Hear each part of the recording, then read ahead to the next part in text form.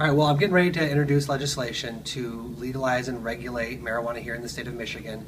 A couple years ago, I introduced a bill on decriminalization because currently in the state of Michigan, we're wasting probably at least a couple $100 million every year arresting and trying and prosecuting marijuana users.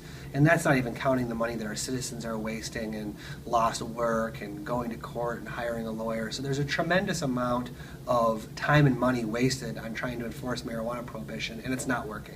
So what we've had here in Michigan is an opportunity to see what Colorado and Washington and now Oregon and Alaska are doing, learn from some of the best practices that they've modeled, and craft a policy that we hope will work here in Michigan to make sure that the marijuana sales and transactions that are happening in an appropriate time, manner, and place, that they're better regulated, and that we do a better job of keeping marijuana out of the hands of children, and we take marijuana away from the criminal gangs that are ruling the black market and that are driving violence on our streets. So I'm doing this because I think there are some real public safety benefits towards legalizing and regulating marijuana rather than continuing to keep our head in the sand. And I'm also doing it because of the tremendous amount of time and money that is wasted trying to enforce this failed policy.